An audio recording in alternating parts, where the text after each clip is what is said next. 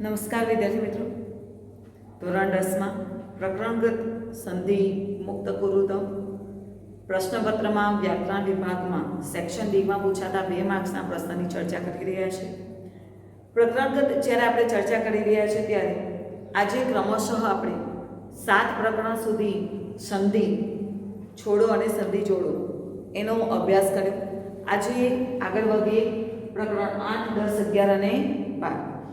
આટલા પ્રકરણોની સંધિ છોડ્યા પછી તમને નિયમો પણ ખબર પડવા માંડી હશે કે જેમાં વિસર્ગ સંધિનો પ્રયોગ આપણે વધારે છે. સંધિ એટલે શબ્દનો અર્થ થાય છે જોડાવું, 2 સાર્થક શબ્દોનું જોડાણ.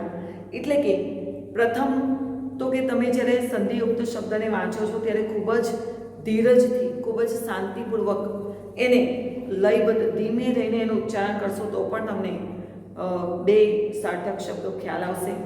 આપણે નિયમો કદાચ યાદ ન રહે, કેટલીક વાર એવું બને છે કે નિયમો યાદ નથી રહેતા, તો વગર નિયમો યાદ રાખ્યા વગર પણ કેવી રીતે આપણે સંધિ છોડી શકીએ તો એના શોર્ટ પોઈન્ટ પણ આપણે શીખતા જઈ રહ્યા છે. તો આજે વધારે શબ્દ સંધિયુક્ત શબ્દોને સમજીએ, પ્રેક્ટિસ કરીએ, કારણ કે નિયમ પ્રમાણે મેં તમને સંધિના નિયમ સાથે સાથે વ્યક્તિગત નિયમ જે છે એ આખા નિયમવાળા શબ્દો સમજાવેલા છે.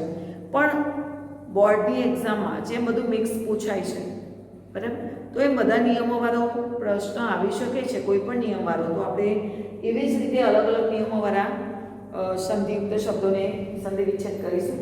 વિચ્છેદ પૂછાય અને સંધિયુક્ત કરવાનું હોય તો પણ એને આપણે એ જ રીતે રિવર્સ ગેર જોઈ લઈશું. તો વિદ્યાર્થી મિત્રો, આજે પ્રકરણ 8 છે સાક્ષીભૂત મનુષ્ય, જેમાં અકસ્માતના સાક્ષી બનેલા મનુષ્યને કયા કર્તવ્યો હોય છે એની વાત કરેલી છે. તો એમાં સૌપ્રથમ શબ્દ છે પહેલો આપણો મનુષ્યાશ્ચેતી. તો આગળ આપણે ચર્ચા કરેલી છે કે જ્યારે છેલ્લો શબ્દ તી હોય, બરાબર, અને માત્રા હોય તો ઈતિ કે એતિ શબ્દ લખવાનો રહે છે, મનુષ્યાસ ઈતિ. હવે અહીંયા ચ છે એટલે ચને પણ અલગ કરી લઈએ તો અહીંયા મનુષ્ય શબ્દ અલગ પડે. આજે છે શોર્ટ મેથડ સમજાવું છું, પાછળથી લખવાનું કારણ છે કે આપણે તો શબ્દો અલગ કર્યા. મનુષ્યાશ્ચેતી, મનુષ્યાશ્ચેતી. ઈતિ સંભળાય છે આપણને, ઈતિ ચલો ચલો મનુષ્ય. મૂળ સાર્થક શબ્દો અલગ કર્યા. મનુષ્ય એટલે માણસો, ચ એટલે અને ઈતિ એટલે એવું, બરાબર. તો આ 3 શબ્દો નીકળ્યા. બીજો શબ્દ છે હવે જો ત્રયોડપી. ત્રયોઅપી. તો ત્રયમાં ત્રય અને અપીમાં અવગ્રહ વાળો નિયમ છે કે અવગ્રહ અને સ્થાને જો આગળ પૂર્વ શબ્દ અને ઉત્તર શબ્દ એટલે કે 2 શબ્દો છે એમાં પહેલો શબ્દ ઓ પ્રત્યય લાગતો હોય પહેલા શબ્દમાં અને બીજો શબ્દમાં અવગ્રહ હોય તો એ અ થઈ જાય, એનો અ નો અવગ્રહ થઈ જાય છે સંધિ જોડવાનો નિયમ હોય ત્યારે. તો અહીંયા આપણે જો કે શોર્ટ મેથડમાં પણ આપણે સમજાતા કે જ્યાં અવગ્રહ હોય, બરાબર છે, અને છેલ્લો પી આપેલો હોય તો એમાં આપણે અપી લખવાનો છે. ત્રયોનો ઓ પ્રત્યય છે એટલે એનો વિસર્ગ થશે ત્રયઃ. ત્રયઃ પ્લસ અપી.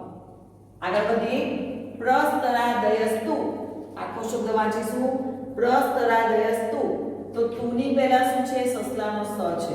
સંધિ સાનાથી જોડાય છે? 2 સાર્થક શબ્દોની વચ્ચે કયો નટ બોલ્ટ ફિટ કરેલો છે કે કયું ફેવિસ્ટિક મૂકેલું છે એ જોડાણ ખબર પડી જાય તો આપણને તરત ખ્યાલ આવશે. તો જો સ પછી ત છે, નાનો સ જોડાયેલો છે, એના પછી શું છે? ત છે. એનો મતલબ કે આગળના શબ્દો પૂરો લખ્યા પછી એમાં વિસર્ગ આવશે. પ્રસ્તરાદયઃ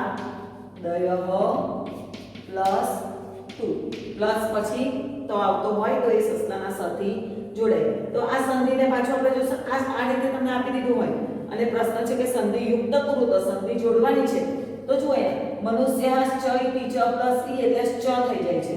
ત્રયો પ્લસ અપી પ્લસ પછીનો વિસર્ગ પછી જો સ્વર આવતો હોય, અ આવતો હોય તો શું થઈ જશે? વિસર્ગનો કાનો માત્ર એટલે ઓ પ્રત્યય થશે ને અ નો અવગ્રહ થઈ જશે. એ રીતે પ્રસ્તરાદયઃ પ્લસ તુ પ્લસ પછી તો આવતો હોય ને સંધિ જોડવાની હોય તો વિસર્ગને સસલાના સ થી જોડવાનો છે. વિસર્ગની જગ્યાએ સ લખાશે. તો આમ લઈ તો આમ બંને રીતે આપણે પૂછાય છે. જો મનુષ્યાશ્ચેતીનો અભ્યાસ કર્યો. અહીંયા જો પક્ષિણશ્ચૈવ, પક્ષિણશ્ચૈવ એવ શબ્દ સંભળાયો. પાછળ શું સંભળાયું આપણને? એવ, બરાબર, બે માત્રા છે.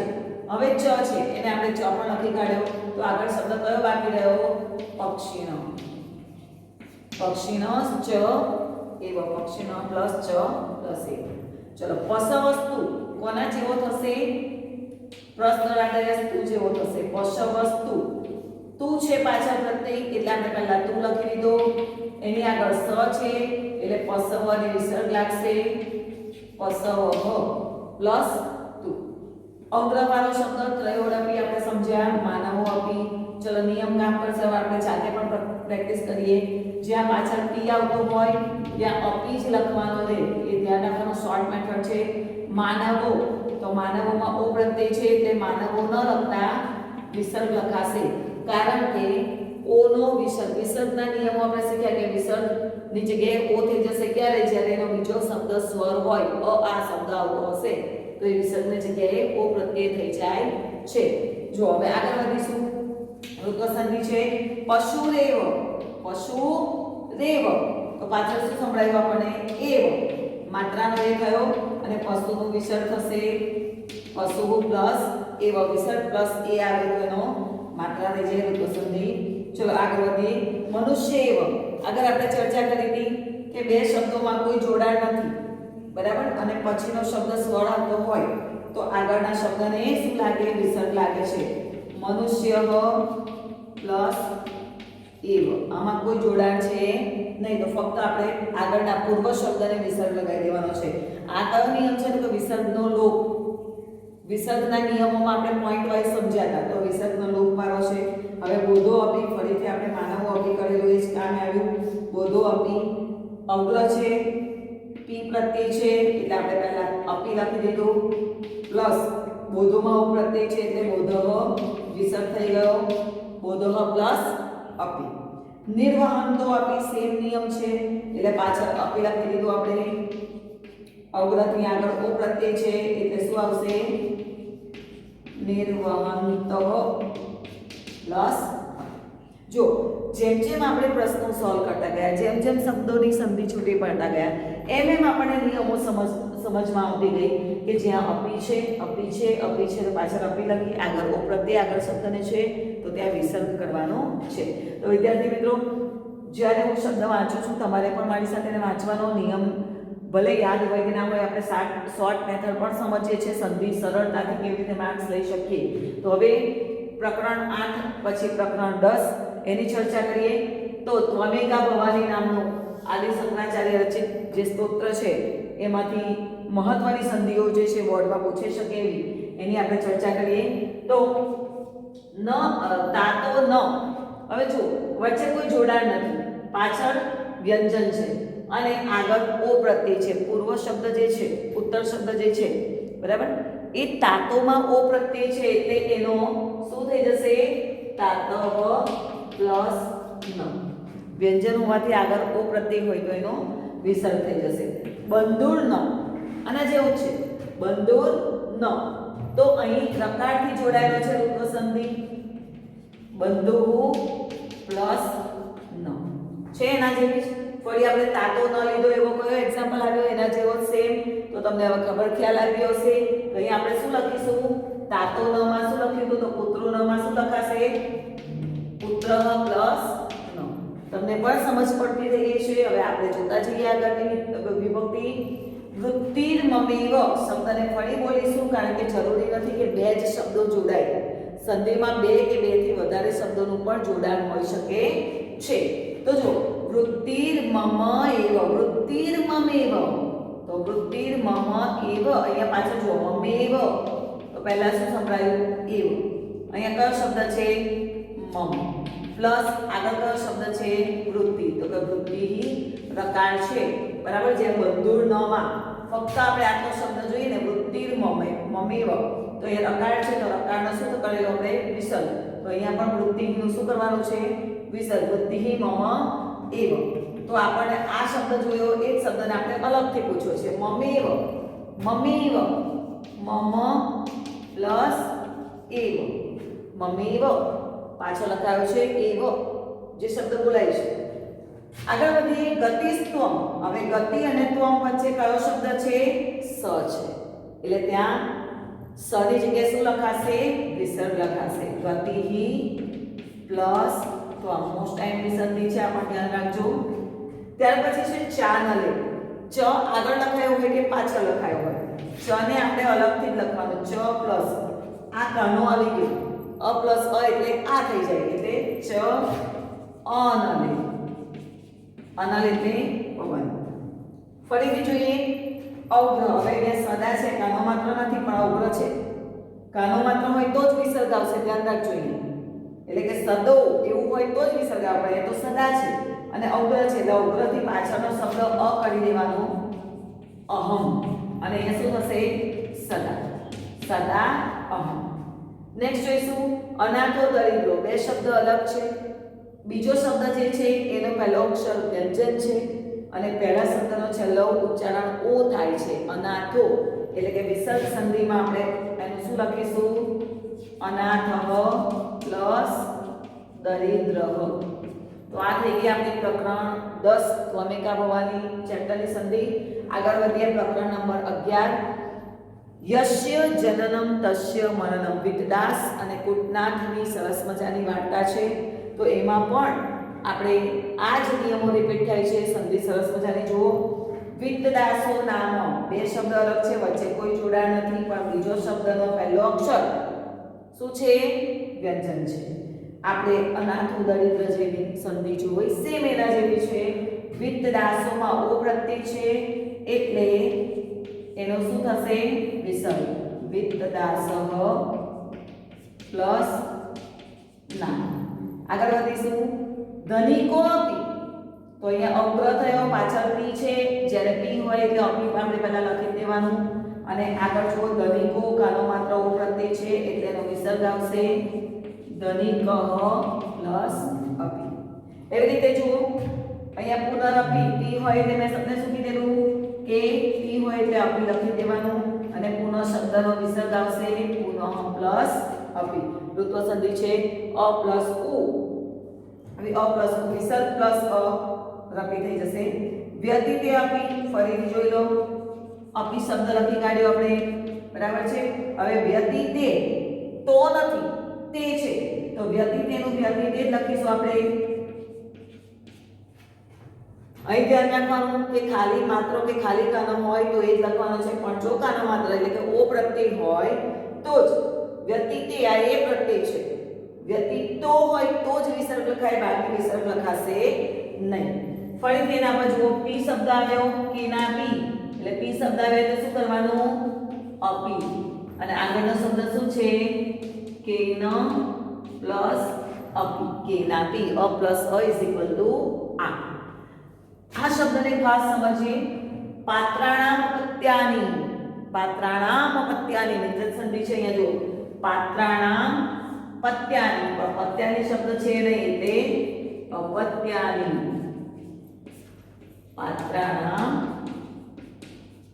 અપત્યાની. અપત્યાની એટલે શું? સંતાન, વાસણોના સંતાન છે.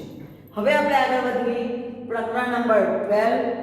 કલિકાલ સર્વજ્ઞ હેમચંદ્રાચાર્ય. ખૂબ જ મહત્વનું લેશન બોર્ડની એક્ઝામ માટે, તો નોંધ માટે હેમચંદ્રાચાર્યના શોર્ટ નોટ માટે ખૂબ જ મહત્વનું છે. તો આપણે સંધિની પહેલા ચર્ચા કરીશું. ગ્રંથાગારો આપી. ચલો વિદ્યાર્થી મિત્રો, હું આશા રાખું કે આમાં તમને ખ્યાલ આવી જ ગયો હશે. ગ્રંથાગારો આપીમાં આપણે શું કરીશું? ગ્રંથાગારો ઓ પ્રત્યય છે, પાછળ અવગ્રહ છે, પી પ્રત્યય પણ છે, અહીંયા પહેલો અપી તો થશે પણ ગ્રંથાગારમાં ઓ પ્રત્યય હોવાથી આપણે શું લખીશું? ગ્રંથાગારો પ્લસ અપી. બરાબર. ચલો આગળ વધીશું. ફરી અવગ્રહ આવે છે અહીંયા. બહવો અનુપમા. શબ્દમાં મિડલમાં જોઈ લેવાનું. બહવો અનુપમા. અવગ્રહ આવ્યો એટલે અવગ્રહ પછી આગળનો શબ્દ લખાશે અનુપમા. અવગ્રહ એટલે એસ જેવું દેખાય, તો જ્યાં એસ આવતો હોય એની પછીનો શબ્દ અ લખીને આખો શબ્દ લખવાનો છે. ને એની આગળ જો ઓ પ્રત્યય હોય તો એને વિસર્ગ લાગે છે બહવ. આગળ વધીએ. કીર્તિ વર્તતે. અહીંયા આપણે જો આગળ કે જ્યાં રકાર હતો, બરાબર, ત્યાં વિસર્ગ કર્યો તો બંદૂર નો હ, તો અહીંયા થશે કીર્તિહિ પ્લસ વર્તતે ક્રિયાપદ છે બીજી વસ્તુ કે અહીંયા વ્યંજન આવે છે મૂળ શબ્દની આગળ એટલે વિસર્ગ આવશે. ત્યાર પછી જો ફરી અપી આવ્યો, પાછળ પી આવે એટલે આપણે શું કરીશું? રપી હોય કે કોઈ પણ હોય પણ છેલ્લે જો પી લખાવતો હોય તો આપણે પહેલો એનું શું લખવાનું? અપી પ્લસ શું છે? કીર્તિ. તો કીર્તિ કરવાનું કીર્તિ પ્લસ અપી. નેક્સ્ટ વર્ડ જોઈએ ભોજસ્યાસ્તિ. હવે અસ્તિ ક્રિયા પછી અમારે ધ્યાન રાખજો કે જ્યાં ક્રિયાપદ આવતો હોય ને એની આગળ જે વિભક્તિ લાગતી હોય શબ્દ આખો લેવાનો. એટલે કે ભોજસ્ય પ્લસ અસ્તિ. ભોજસ્ય પ્લસ અસ્તિ. નેક્સ્ટ વર્ડ છે પ્રાકૃત ભાષાણામ ચ. છેલ્લે ચ આવે છે એટલે શું કરવાનું? આપણે ચ ને લખી દેવાનું પ્લસ આગળનો શબ્દ એઝ ઇટ ઇઝ લખીશું પ્રાકૃત ભાષાણામ લબ્ધજનિરયમ. લબ્ધજનિરયમ તો રયમ કોઈ શબ્દ નથી પણ ઈ પ્લસ અ એ થઈ જાય છે લબ્ધજનિહી. આખો શબ્દ છે લબ્ધજનિહી પ્લસ ર ન થઈ જશે અ. અયમ રયમ શબ્દ નથી આવતો, અયમ શબ્દ થશે. ફરી ગુર્જર પ્રાંતે અપી. ગુર્જર પ્રાંતે અપી. ઓ પ્રત્યય નથી, જોજો પ્રાંતે એ પ્રત્યય છે પણ અપી આવશે એટલે પહેલા આપણે અપી લખી દીધો અને એની આગળનો શબ્દ શું છે? ગુર્જર પ્રાંતે. સેમ એના જેવો એક્ઝામ્પલ છે સમગ્રે અપી. સમગ્રે પ્લસ અવગ્રહ એસ નો શું કરવાનો? અ કરી દેવાનો. ખૂબ જ સરળ એવી ફરીથી તમને મુહાવરા માટે વધારે પ્રેક્ટિસ અર્થે આ સંધિઓ જે લખાવી છે સમજાવી છે એને તમારી નોટબુકમાં સારા અક્ષરે લખી અને થોડી લખ્યા પછી પોતે જાતે પણ પ્રેક્ટિસ કરવાની રહેશે.